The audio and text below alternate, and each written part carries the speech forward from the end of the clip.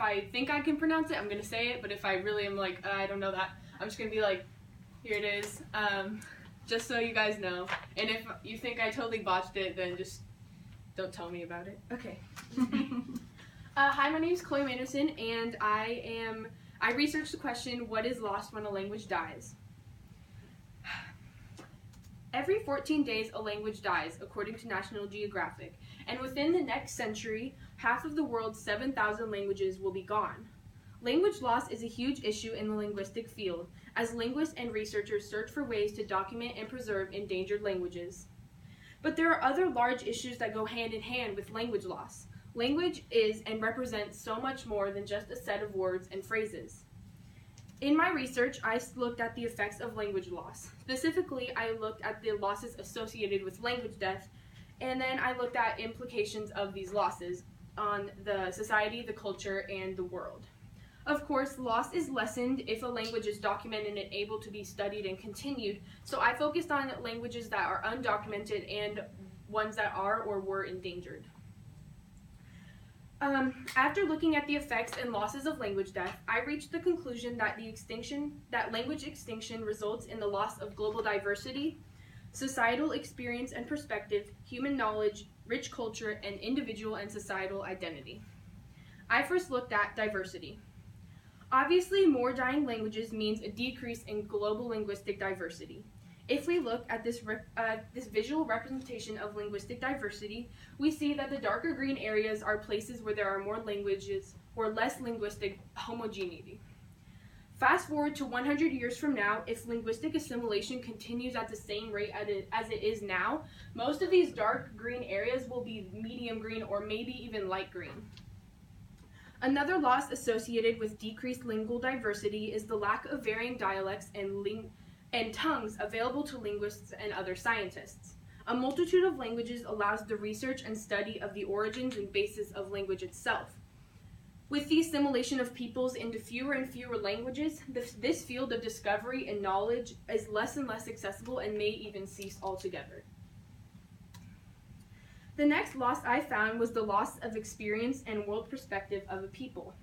Human experience is basically just what people have to go through in order to get where they are or where they are now. However, this category varies from culture to culture, from society to society. I like to think of it as a pie, with hundreds and thousands of slices, each representing a piece of human history in the eyes of a different people. This can mean cultural history of a society or people, or the personal experiences of an individual. To explain the role language plays in the expression of human experience and perspective, here's this quote from Russ Reiner in his paper, Vanishing Voices.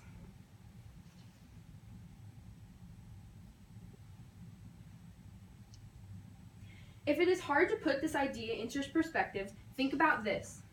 If you were raised and lived in an environment where you never encountered or experienced the color we know as yellow, you wouldn't have a word for the color yellow, right? Because there is a lack of human experience in terms of ever seeing the color yellow. Human experience can also be defined by the lifestyle or society of a peoples. A real-world example of this is the Tuvan tribe of the Mongolian steppe, whose culture and lifestyle is based around goat raising and herding. Compared to the English language, for instance, the Tuvan language has many more words and phrases based around and about the goat. For example, akbaiza. Phrases based around the goat are even used in other situations, such as this word, which means my little goat and is used to reference an infant or a child. This is because their human experience has long been shaped by the goat and its central role in their living and income. The loss of the language and its historical background would mean the disappearance of their slice in the human history pie. Human experience shapes perspective, but is also closely related to the next type of loss I found, the loss of knowledge. With the loss of a word comes the loss of the knowledge and ideas it represents. So what can that mean for an entire language? Knowledge and human experience are associated because experience fuels discovery, and therefore human knowledge. I separated them in my research conclusion because I see the actual knowledge withheld by a culture as a separate entity from the experience also withheld. Often the knowledge of a society or culture is unique to and only known by them, especially if that society is geographically or culturally isolated. For example, the Seri people of northern Mexico. Their name for the grease sea turtle implies the turtle's tendency to descend and hibernate on the sea floor, a behavior scientists once thought unlikely. They had also long known about a species of shark, which was only recently discovered by modern scientists, and then they named it after the Seri word for shark. Due to the close proximity to nature that some indigenous people live in, they are able to gain knowledge well before outsiders. This is another way experience shapes knowledge. And according to Lyle Campbell, the director of the Center for American Indian Languages at the University of Utah, the wisdom of humanity is coded in language. Once a language dies, the knowledge dies with it. Another loss associated with language death is the loss of culture. Language represents and expresses the practices, traditions, and beliefs of a community. For example, language plays a huge role in religion, specifically religious terminology. Terms such as God or spirit are specific to a set of beliefs, so if those words are lost, so would the expression of those beliefs be. Pertaining to practices and activities, loss of language can mean a loss of cultural tradition. For example, in India, the Akka language speakers practice these two matrimonial traditions in their culture. Because these practices are so specific to their people and can really only be fully described using their language, the end of these languages would likely mean the end of the practice itself. Likewise, the Tuvan people practice this form of musical form of throat singing. The loss of language means the loss of a culture, meaning the loss of cultural practice. In the words of Dr. Joshua Fishman, take the language away from the culture and you take away its greetings, its curses, its praises, its laws, its literature, its songs, its riddles, its proverbs, its cures, its wisdom, its prayers. The endangerment and loss of a language also has implications affecting the identity of the individual, a people, and a culture. Language represents an identity shared by many, and speaking the same language as a group of people allows interconnection and ethnic kinship. This is known by old sociologists as Gemskraft. We belong together, we have something in common. As languages disappear, however, these language communities decrease in number, size, and impact. The personal connection between the individual and the tribe is lost. Language endangerment and extinction is a huge problem facing the world today. As languages disappear due to intellectual movement of indigenous peoples into more common languages, global linguistic diversity decreases, resulting in a loss of variability and ability for linguists and other scientists to study language.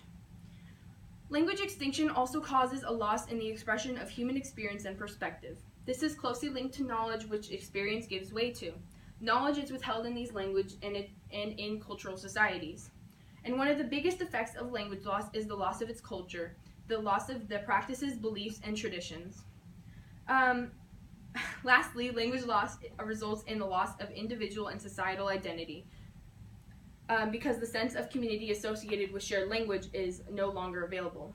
Fortunately, work is being done to prevent these losses. Linguists travel to isolated regions to document languages, and indigenous language speakers are finding ways to document their own language in the hopes of preserving the knowledge, culture, and identity of their people. Thank you.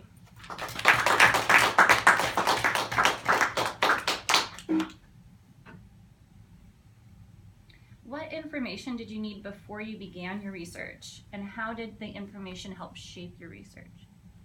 The information I needed before my research was the information on the topic of language loss, like how it happens, or basically what it is, how it happens, because then I could see further, like, what are the effects. Yeah.